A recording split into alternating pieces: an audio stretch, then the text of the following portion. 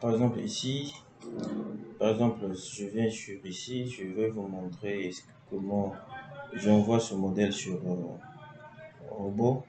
Juste pour essayer de vous expliquer quelque chose, ne regardez pas le ferrage qui est là-bas. C'est moi qui l'ai laissé, mais sinon ce dalo a été déjà calculé. Et je vous montre comment est-ce que si vous voulez appliquer, vous voyez que le dalo est là. Voilà. En temps que ça charge. Très bien. Nous avons le dalo ici dans le robot.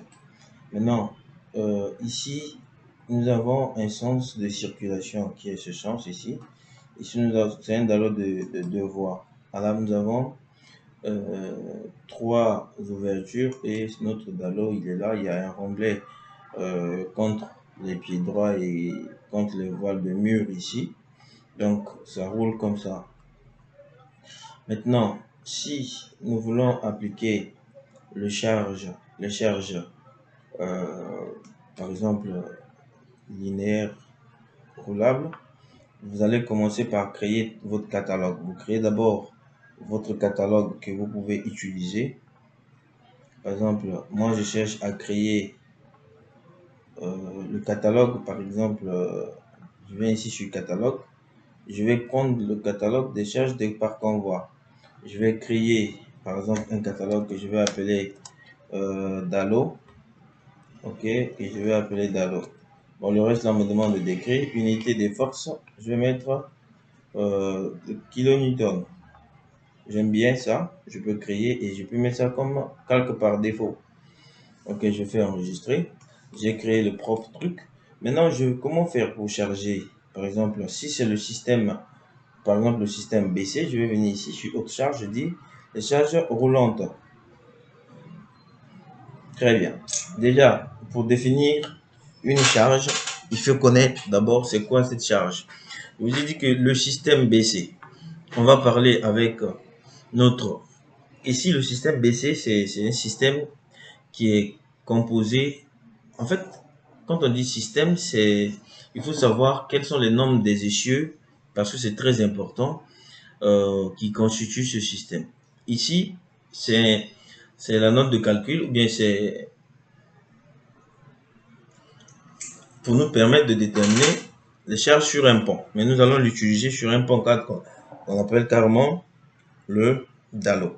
Mais les charges ne sont pas directement sur ce dalo parce qu'il y a une très très bonne charge de remblai qui couvre le dalo et les voitures d'abord. Il y a le remblai qui va amortir les charges, qui va diminuer la pression des charges au niveau de notre tablier. Ok, vous voyez, c'est carrément différent avec le pont où le tablier est en contact direct avec notre couche de roulement. Vous voyez, donc ici nous avons un système qui est constitué, qui pèse d'abord premièrement 300 kN, qui est constitué de trois essieux. Premier essieu, deuxième essieu et trois essieux. Quand on dit deux essieux, ça veut dire que c'est ça, deux roues, essieux, essieux et essieux. Et constitué de trois essieux composés comme suit. On dit les essieux d'arrière, on a deux essieux arrière qui pèsent 60 kg. Ok? On a 60 kg par essieu, c'est-à-dire par pneu, je peux dire, mais les essieux, c'est 120. Donc, on a 120 ici, on a 120 ici. Ça nous fait combien? Ça nous fait 240 plus 60, ça nous fait 300. OK? Maintenant, on dit que la largeur d'encombrement est de 10,5. C'est-à-dire, c'est ça ce qu'on appelle par la largeur d'encombrement.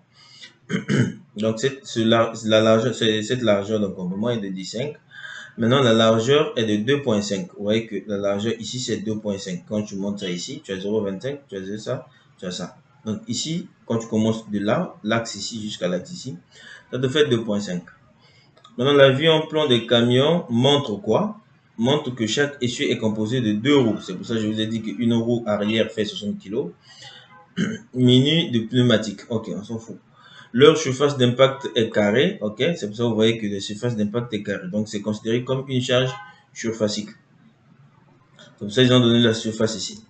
Pour les roues de l'essieu avant, c'est plutôt 25. Arrière, c'est ça. Et avant, c'est plutôt les deux essieux arrière. Donc, avant, on a 2,2. Arrière, on a 2,5. Regardez, si j'essaie de zoomer, vous allez voir. Les roues avant, c'est 20-20 et arrière, c'est C'est 25-25. Très bien.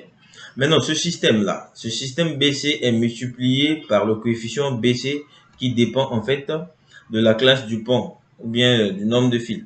Mais le problème est que ce que nous étudions ici, c'est un DALO. C'est un DALO qui est construit dans une zone urbaine. Quand le DALO est construit dans une zone urbaine, il faut toujours classer comme étant le DALO de classe, comme un pont ou bien classe 1. Du coup, vous êtes ici.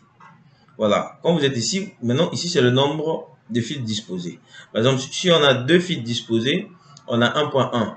Si on a un fil disposé, on a 1. 3, ainsi de suite, ainsi de suite. Par rapport à notre longueur. C'est ce qu'ils ont dit. Qui dépend du fil disposé transversalement.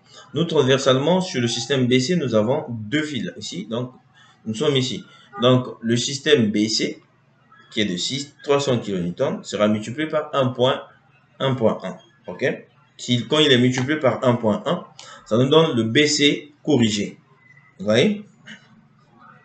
Donc, je vais dire ceci. Vous voyez, ce sont des trucs qui sont très faciles.